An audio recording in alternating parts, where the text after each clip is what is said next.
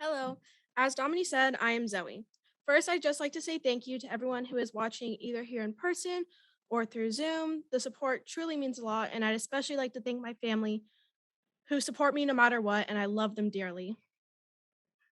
I'm a junior at Fort Myers High School, and in my short 16 years of life, I have been very lucky, more so than most people that struggle with similar things that I do. I've grown up in a stable two-parent home with love everywhere. I've never had to worry about finances or any quote unquote grown up things that too many people my age have had to. On paper, my life is perfect. It looks like I should have nothing to be sad about or to complain about.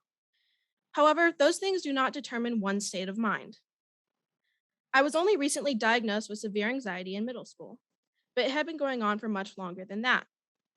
My main memories from my elementary years were being labeled as the problem child. I could never sit still, I was always getting distracted, and I failed most tests.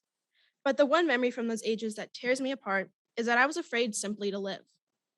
I never felt safe, even though I lived in a gated community and I had an alarm system. I knew realistically I was safe, but it kept me up at night thinking that something bad was going to happen. I was constantly in a state of fear. I have always had intrusive thoughts. If I ever was sitting still or concentrating, the back of my mind would just be yelling, "Your mom and dad could die in a car wreck right now," or "A bad man could be in the school right now, ready to shoot us all." My parents always told me those things would never happen, but I always responded with "what if?" That is a lot for a 7-year-old to handle. Still, my parents, my family, my teachers, and the school brush it off as an energetic, gifted little girl. You would think that the people that see me every day and spend time with me every day would know that those things are not normal. Luckily for me, I have parents that care about my mental well being. When I was in kindergarten, my parents took me to see a therapist to see if I had ADHD, who I'm sure was a nice woman, but my 6-year-old brain decided that I hated her because she did not listen to me and would not let me go to the bathroom when I asked.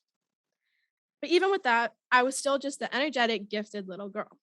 Anxiety was never a thought in my parents' or my therapist's mind. So my fight with fear continued. As I got older, I got better at shoving those feelings down deep. Until seventh grade, when something happened that still affects me today. As most seventh graders do, I stayed up late one night to play on my phone. I was texting with friends on Snapchat, playing games, and watching YouTube. I was looking through my Snapchat stories when I came across my friend's story that simply said goodbye.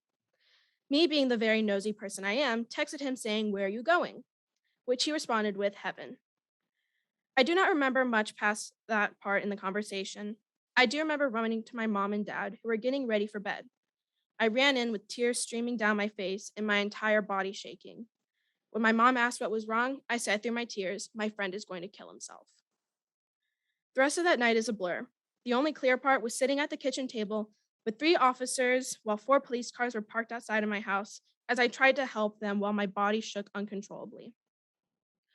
Finally, the police were able to find him and he was okay. This would be an extremely difficult experience for an adult, let alone a 12-year-old. The next morning, I went to school sleep deprived, emotionally drained, and unable to focus on the smallest tasks, which to my teachers did not seem too out of the ordinary. At lunch, the vice principal pulled me aside to give me a hug and tell me that what I did was brave.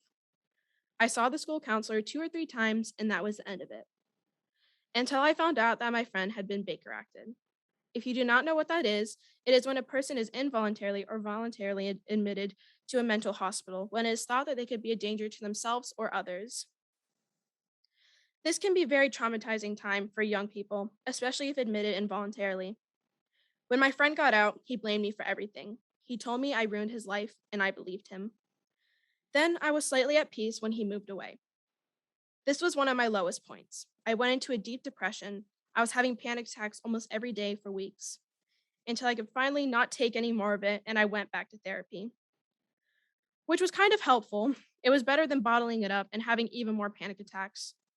I became even better at hiding my feelings and seeming normal to the world outside my bedroom. I even had my family slightly fooled that I was getting better. But my depression only became worse, to the point where I was not motivated to even brush my teeth for weeks at a time. However, slowly that incident was starting to fall behind me, and I felt okay.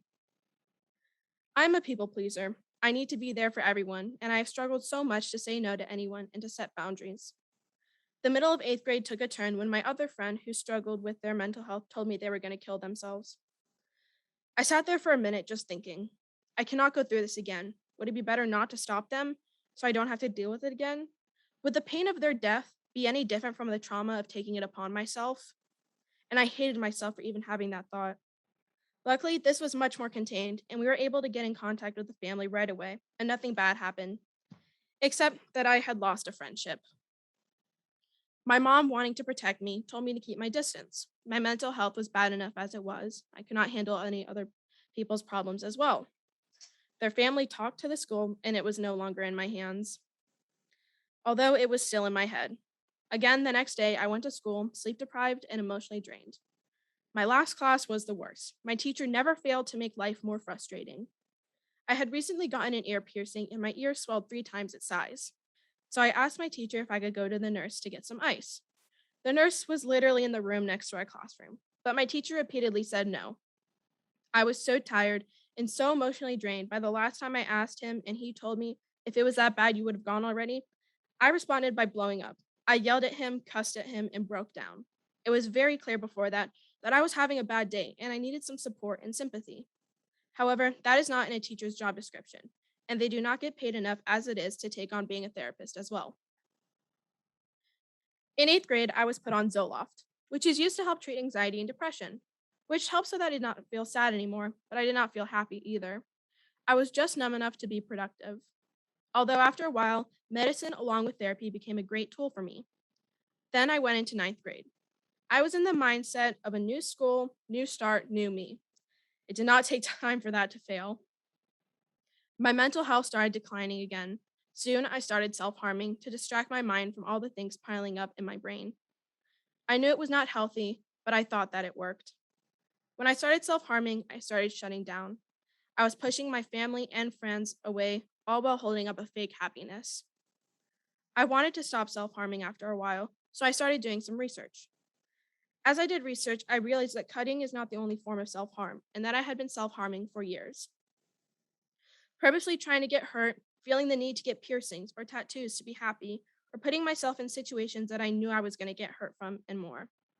Self harm is not as transparent as some may think. It is agonizing to resist hurting yourself when you see the scars are fading, or when you have a moment of extreme emotional pain and defeat. I feel so guilty whenever I get the urge to self harm because I know it would break my parents' heart to see me go through that again. Guilt is the worst part of mental health. Not wanting to disappoint family or friends, feeling like a hypocrite for telling others not to self harm or bottle up their feelings. We take into consideration everyone but ourselves. When the pandemic hit and we were all sent home, I felt lost as soon as it happened. I am a very social person. It makes me happy to be with other people. So the last year and a half was rough for me. I felt trapped and alone. I was not seeing my friends or my family, just me, my parents, and my sister in our little bubble. So the self harm got worse, which again I hid from my parents for a while.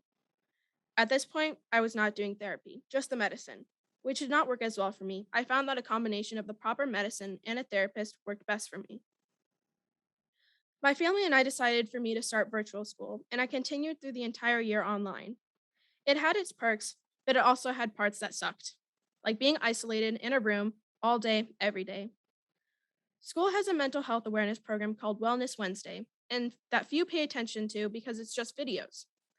It's hard to complain though when the school is actually trying. However, it's not the right thing for students. The videos are not effectively reaching out to the students in the way it is intended. The Wellness Wednesday coordinators need to think in a mindset of a teenager.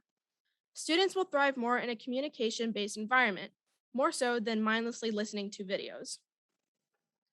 The most important things teachers and school staff can do is be more understanding. Recognize that we have a life outside of school just like the rest of you, and kids do not have the same skill sets as adults to deal with these big feelings and struggles. We all have bad days.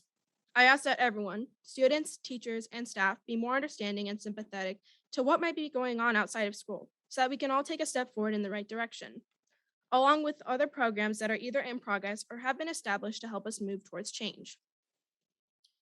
My advice for parents whose children are going through similar things is to just be there for them and constantly tell them that you love them no matter what. Kids don't always want solutions or your opinion. We want someone to listen and hug us and tell us that they are here for us. Take it upon yourself to do the research and find help that will work for them. You signed up for this, but they did not. So you must be the one to step up. It is your responsibility to help them sustain a healthy and happy life. If your child is self harming, do not lock them away and take away everything.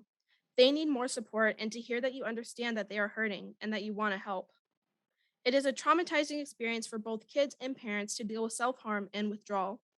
And parents, do not blame yourself for your child's struggles. Even if you do, don't tell them that's how you feel. That just feeds into the guilt children already have to deal with when it comes to mental health. A healthy and strong support system is one of the main keys to working through our struggles.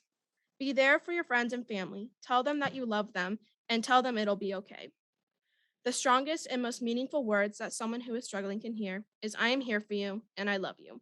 Everything will be okay and we will get through this together. Thank you.